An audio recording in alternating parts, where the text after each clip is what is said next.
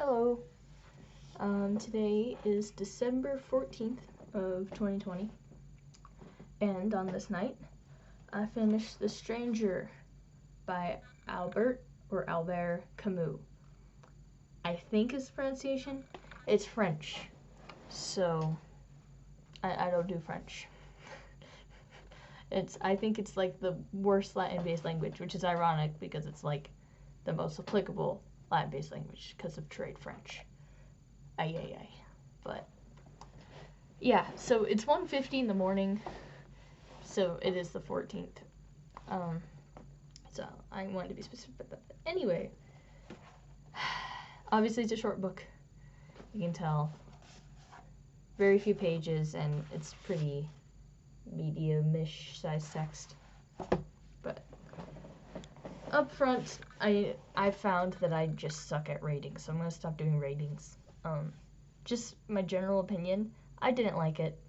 I mean, if I had to compare it to other classics I've read, it's pretty low on the list. It might be last place.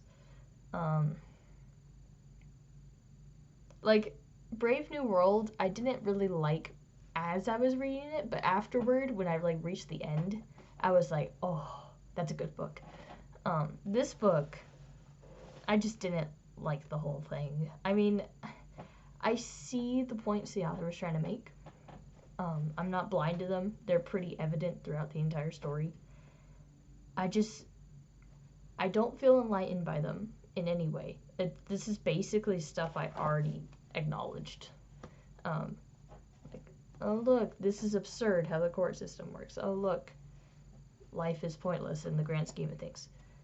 Again, it's all things that, it's not like I've never thought this before. I don't believe in it for the love of everything, but it's not like I never acknowledged it, you know? I read, I'm trying to remember when, I read, is it Kierkegaard? Okay, I'm going to Google that pronunciation because it will bother me if I don't.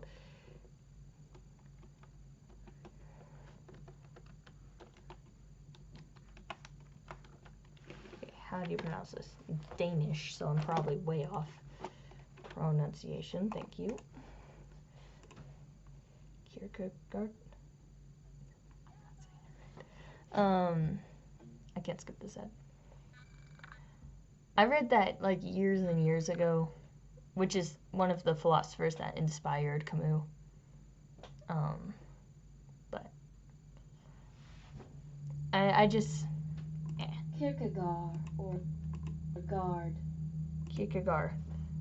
I'll just say Kierkegaard. Sure, why not? I've read that in the past, so I'm not like shocked by this or anything. In fact, I think that this is somewhat typical. It's not the first time I've heard it. So I'm not enlightened by it. That's the first point I had to make. The second point is that it was not crafted in a masterful way.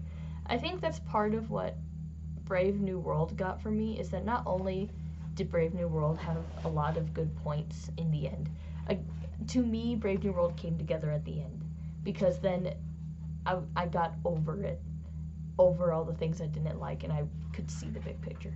But like, Brave New World was crafted pretty well.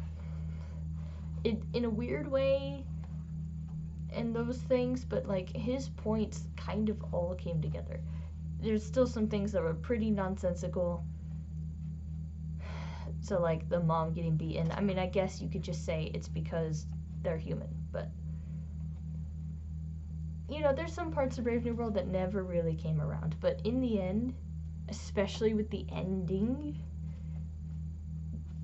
it was well written. He had his big moments. Like, I can remember a lot of different scenes, and I can tell you how significant those scenes were to that character and to making the point.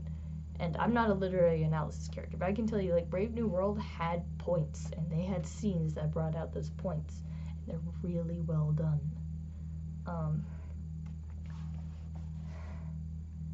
I think it's hard to write a good book this short, and I know there's obviously exceptions.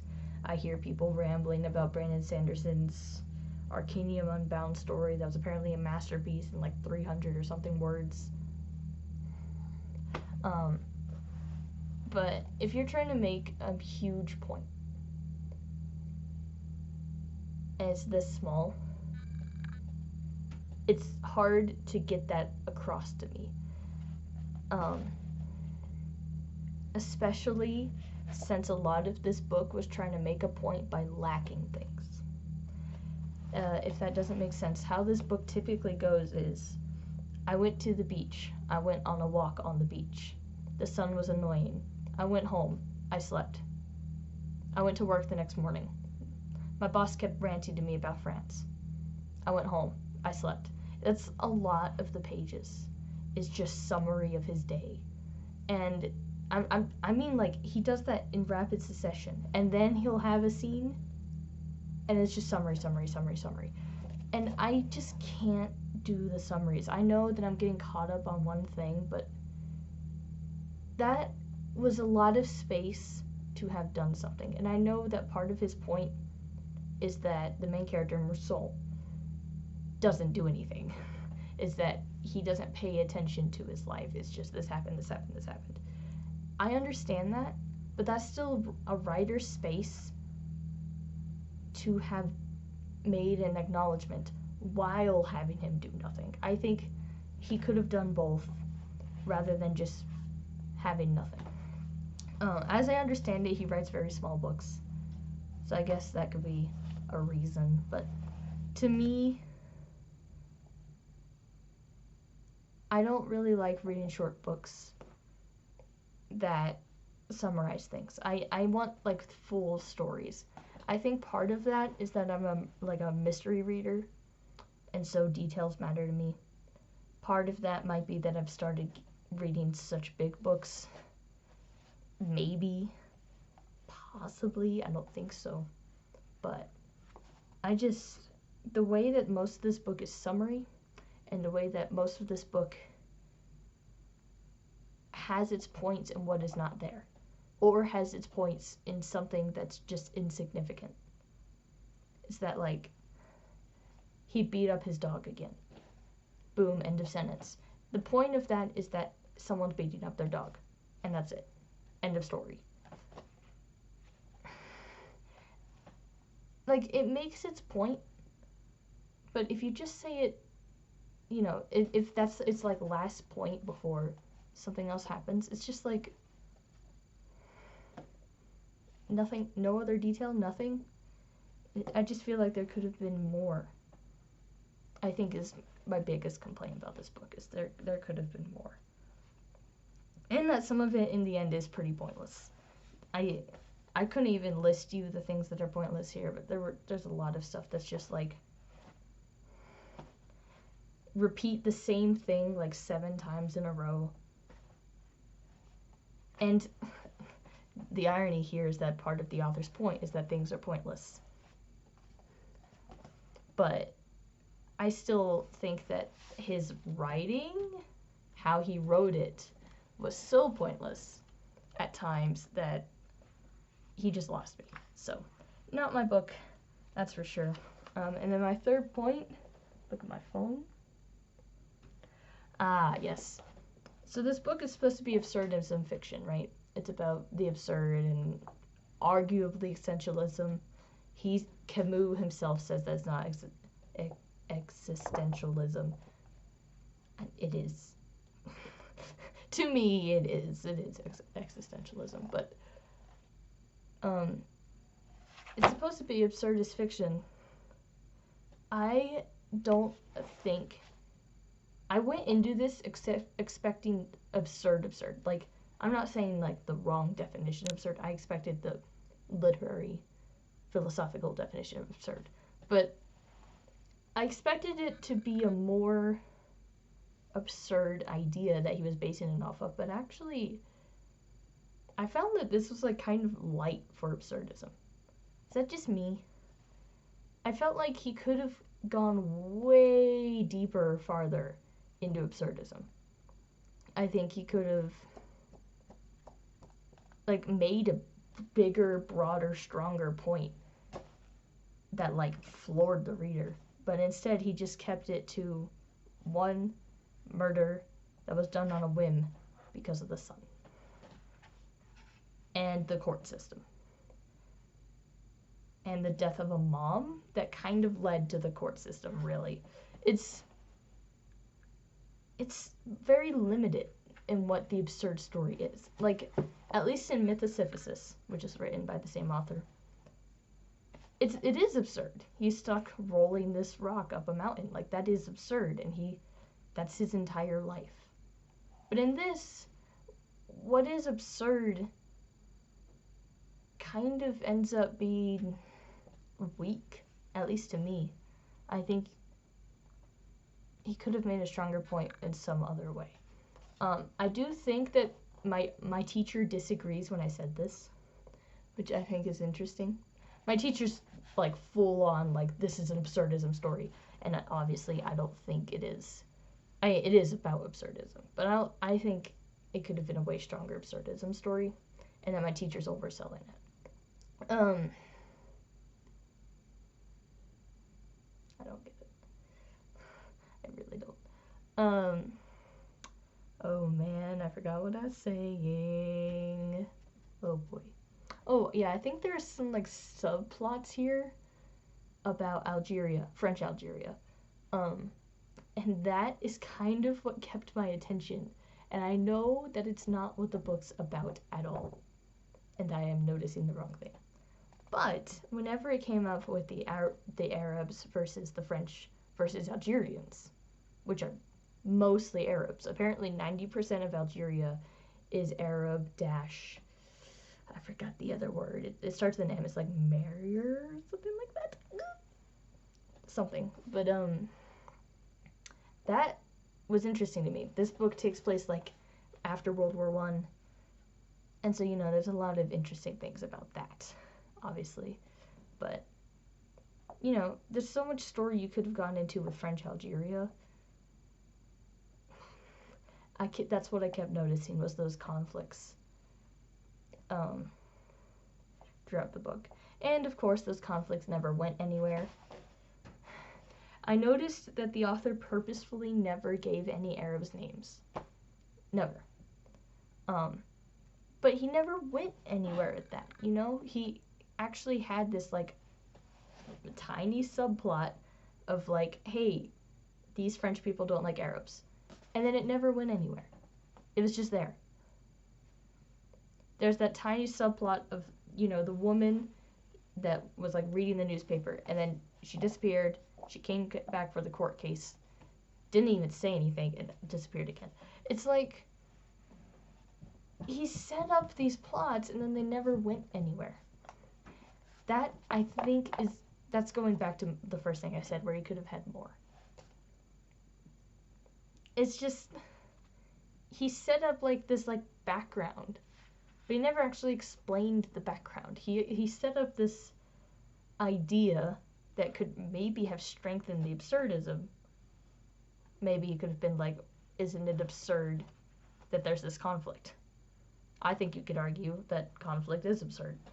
But at the same time, you could argue that conflict is natural. And then you have argument. But, yeah.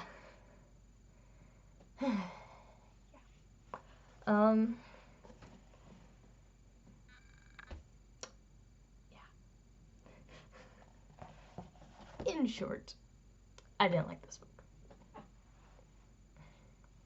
It's just how I am. I don't think I'll be reading more by the author. I do want to clarify, I do not have any, like, things against philosophy, like reading philosophy. I might actually, like, be a person who reads philosophy one day, not now. I have a lot of other things to read. And I have a lot of genres to read, but, like, I have read philosophy before, and I'm not, like, a person who would, like, never do philosophy.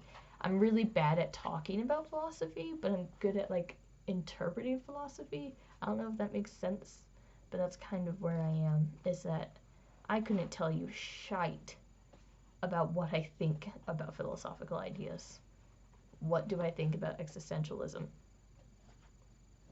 I don't know. Frankly, I couldn't argue to you about existentialism or whether it's a worthy belief or anything like that. I think that's part of what's ironic about. I'm crossing books here. Is it Ham? I think it's Ham. Ham in Mistborn, is that he talks about like all this philosophical things, and he's like, "Do you share this belief?" And Sayes does the same thing about religion. I could never tell you if I share a belief or not. That is just, it just doesn't occur to me. I think part of it, to me, this is getting like very weird and introspective. Ironic, there's no introspection in this book. There's actually 2 moments of introspection. Like, I think there's overlaps. I mean, beliefs could overlap. You could believe something for a day. You can believe something on a given, because of a given circumstance. You know, those things. So, I don't know. Anyway, point is that philosophy, I couldn't talk about philosophy, but I could, like, read philosophy and be like, that's interesting. Kind of thing. Also, Hendrix is another philosophical character that I like. There's so many side philosophy characters, and you never see them enough. They're there, and you always see them doing something not philosophy, except for when they're told to do something philosophy. It's weird. I really wish we could have seen Hendrix more. But, you know, it's not like we were going to hear his philosophical aspect, other than that one line. It's like, oh, by the way, he's a philosopher. I just wish, like, we could hear more about that philosophy. But no, that's not what the character is to the story. Ham is a philosophical character, but he has a bigger role, so we see that bigger role more. In this, the main character believes a philosophical thing, but he doesn't believe it, he just lives it because he doesn't believe anything, because he's absurd. He's not absurd, the life around him is absurd. But I just, meh. Philosophical characters would be nice to see. So I have 2, like, final things, now that I've, like, jumped around thoroughly. The worst person in terms of organized videos. I just can't do them. I have 2 crazy things I'm going to talk about in the class discussion tomorrow. Maybe they're not crazy, maybe they are, I don't know. They're 2 things that I thought while I was reading, because you know what, I had to think of something while I was reading the words. Because, yeah, again, didn't like it. One thought I had was that the main character, Mach, I don't know, I can't French. It's like the main character has an id. And I know that a lot of people are going to be like, oh my god, id. That's usually what happens when you mention the id. Which, again, that kind of goes back to philosophy and psychology, but also philosophy. Oh my god, there's an id. It means it's the worst thing ever. Oh my god. It just means you follow instincts. Your natural, animalistic instincts. Okay? Ignore Freud for just a bit. I know Freud's fucked up and everything, okay? That is a philosophical thing I can tell you, is that Freud was fucked up. But ignore Freud. Just the meaning, the generalized meaning when people say the word id nowadays, ignoring Freud, is following your animalistic instincts. It's just whatever, as an animal, you think instinctually. I just repeated the same thing. I think Mach does that multiple times. He's so focused. He's not only focused on just the moment, which is what part of what his existentialism was that he was so focused on the moment. Oh my god. What was I gonna say? Okay, hold on, let me look really quick. he's so focused in on like every single moment. Yes, and the author's making a point about that. And when I say the following, I'm not saying it's the author's point. I'm saying it's what I interpreted. But while there's that, it just seems to me that a lot of what this character is just doing what feels natural to him on the go. It's not doing what he wants. Nihilism, that's the other word. A viewpoint on traditional values and beliefs that are unfounded in existence, senseless and useless. Okay, we'll come back to that. He just does what he feels like doing in his head on the go. And while a lot of people could link that to like his existentialism, I think that he just kind of follows his id, kind of follows his instincts. And he does this on a level where he can't have like believed in existing because he doesn't actively choose to exist. That's a weird way to say it. Bear with me here. But like just on the go, if he feels like sleeping, he goes to sleep. If he looks at a woman and is like, I want that woman, that's what he goes and does. If you look at Mary, anytime Mary's in the room, it's all about her ability to please him. There is no human behind it to him. He may think it is. He may say, what was the word? Ahem.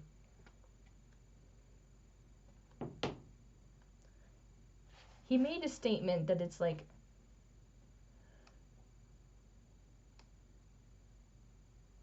where's it?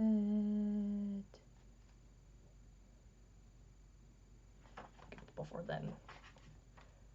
Bear with me here, I'm sorry. I wish I remembered things better.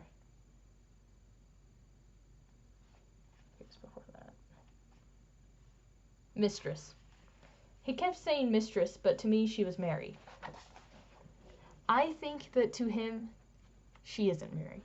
And I know that's going like directly against what the book says, but I think to him, she's just a woman that for a time takes his mind off his non-existent wife.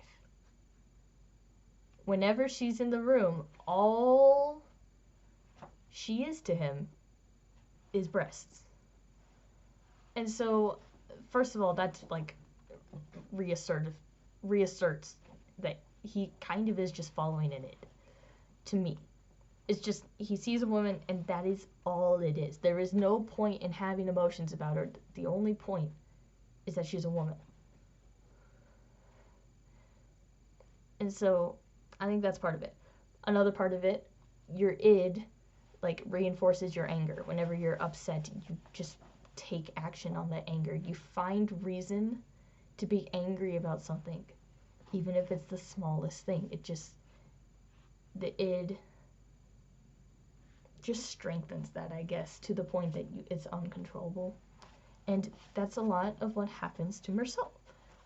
Marcel, on multiple occasions, gets this like instinct to like be angry, and he just follows it. He doesn't fight against it.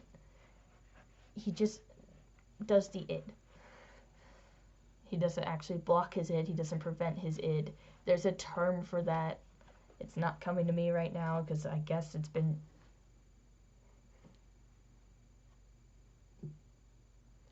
a year since I've taken psychology, but meh. There is a term for like the opposite of the id, and there's a term for like intermediary between the id and the other thing. But anyway, he doesn't have the opposite of the id. He doesn't have the reason part of the id. And so because of that, I think he just falls on the id all the time. And I think that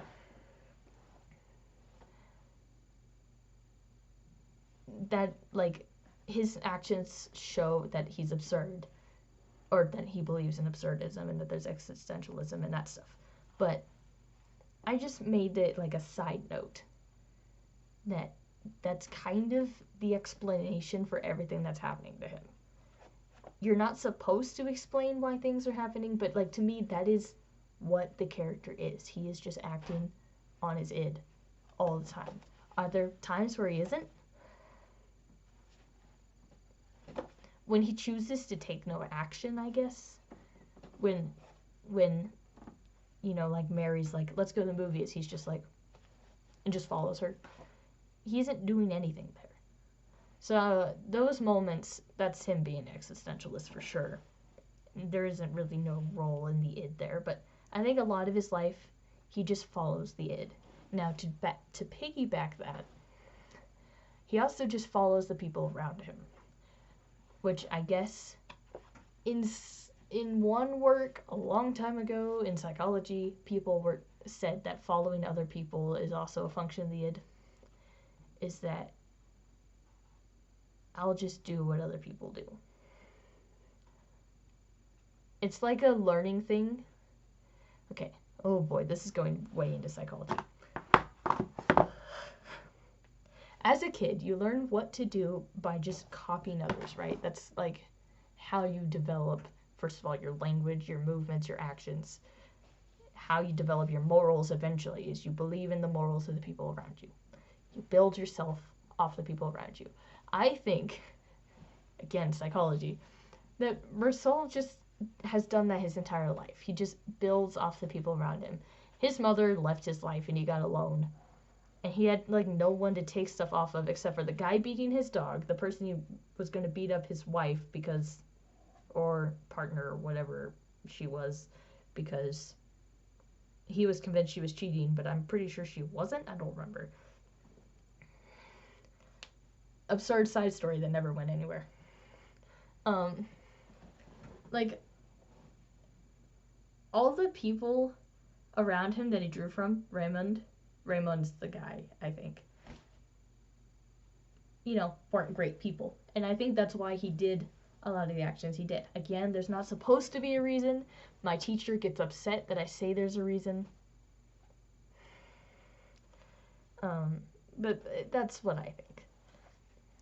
To go into detail about my teacher, she thinks that Mersault shot the gun for an absurd reason. There wasn't a reason. It was just absurd. It just happened.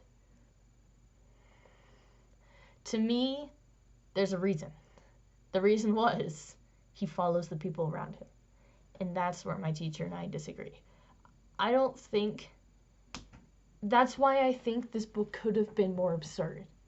Is that everything has a reason in this book. And it's a very evident reason, if you ask me. But a lot of people who read it believe there is no reason behind the actions. And they just go with it, I guess. But I can't see there being not a reason for him shooting. There evidently were multiple. He couldn't like come up with the words to explain his reasoning, but he evidently has a reasoning if you just pay attention. And that's where I just disagree with other people. He has a reason for everything he does, but a lot of people don't agree with me with that. So, you know, there's that. But anyway, he copies the people around him, which is what you do as a child, and therefore it's kind of instinctual to copy the people around you, is kind of where I was going with that. And that's what he does. He just follows his instincts. His instincts are, Raymond didn't like these Arabs, I guess I won't like them either. I thought that was instinctual. It was like, he didn't. They're different, apparently. I guess I just don't like them. It's instinctual that, hey, this person's going to stab a knife. Hey, it's freaking hot. I'm irritated. I'm starting to not like this. I'm going to shoot a gun. And then on instinct, he shot 5 more shots.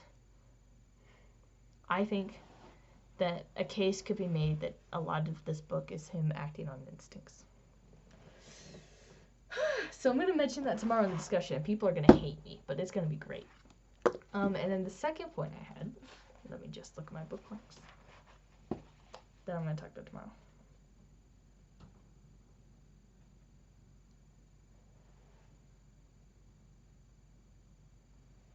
I don't know what that was.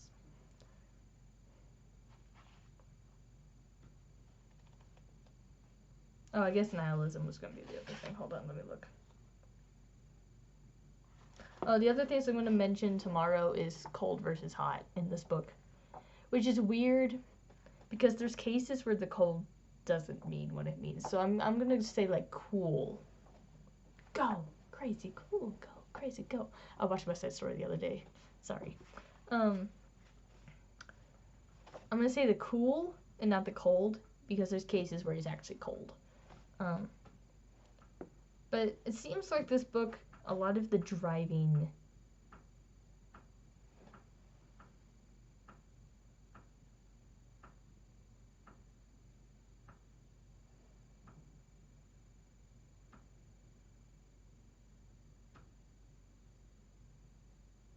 this house creaks so much, it's absurd. More absurd. Just kidding. I forgot. Let's see. Ah, yes. A lot of the driving, I say driving, it's like it's one of the very, very few figurative language uses or like analogy uses that's improper grammar. A lot of the writing styles, there we go, that he uses is just between the sun or being hot. Or like the heat of the sun or the heat of the sun. Or swimming and the cool of swimming. And that's kind of like his diametric life. Other than sleeping, where he feels nothing. He either has the heat or he has the cool. Go crazy. And so the heat is like what brings up his anger, what brings up his instincts. He just acts on instincts. He feels angry. He feels that thing. Or his lack of instincts, which, you know, you can get into an argument there. But the heat causes him to want to just act on his instincts and to just ignore thought. So, in the funeral, which is the opening scene of the book, he feels super hot and he just wants to sleep. He just wants to go home and sleep. It's his instinct to just sleep it away. Which I think also is attributed to the id to an extent, but in no weird extent. Bear with me. When he's cool, he's usually with Mary.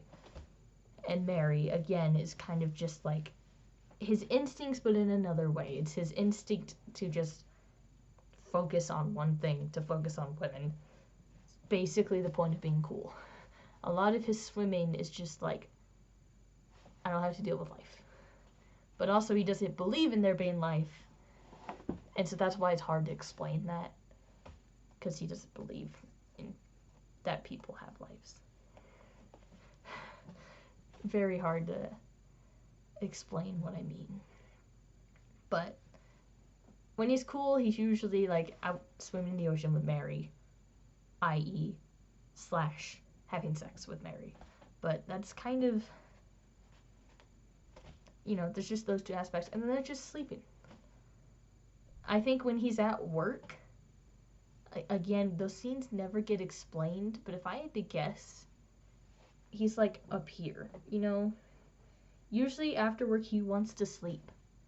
And so I think that work can also like fall in this circle just in some weird place. And that's kind of the most of the aspects is cool, hot, work-ish, and sleep. I think his entire time at the court case and all that stuff was cool or hot.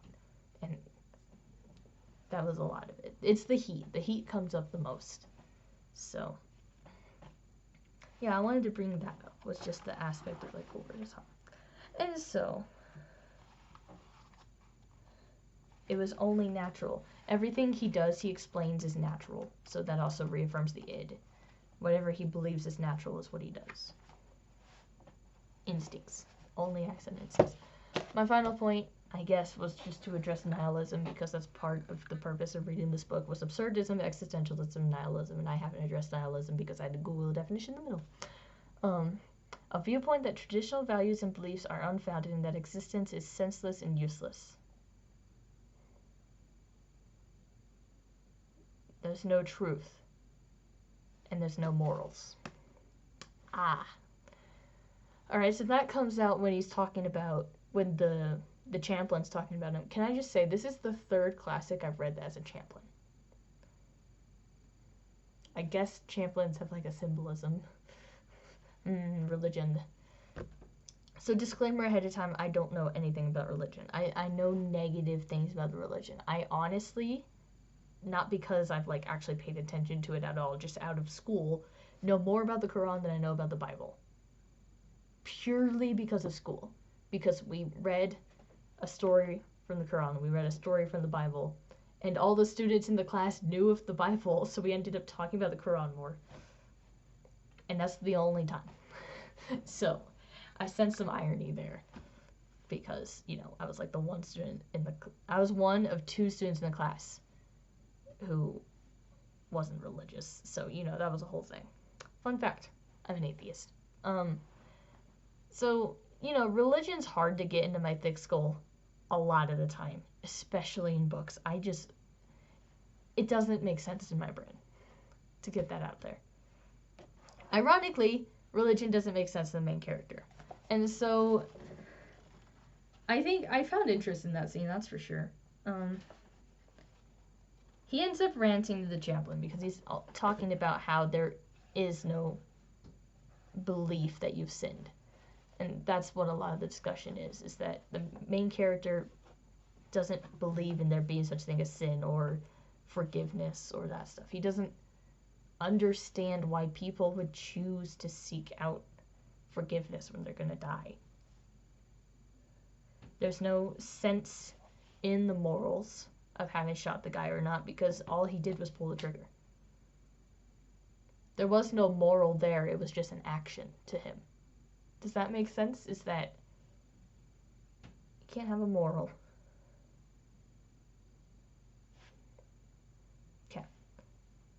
He didn't believe there's a moral there because it was just like the whim of an action. Because it was just a whim, he didn't like play out the morals in his head. And that's all it was. So, yeah, I think the nihilism's definitely evident in this book. Again, I don't feel like awakened by nihilism or anything like that. And that's everything in this book that I have to say. The Stranger by Albert, it's probably just Albert and I'm just being over the top, Camus. Don't like it. And yeah, I don't like it. What else do I do? Updates. Update is I'm in the Journeyer. I'm about halfway through the Baghdad chapter, so I'm actually making pretty good progress. I actually don't have that much left in Baghdad. And it's The Great Salt will be next after that. But that will be after I read Well of Ascension by Brandon Sanders. And that's it. Okay. I need to finish this worksheet, and then I'm going to bed. Bye. Thanks for watching this review of The Stranger.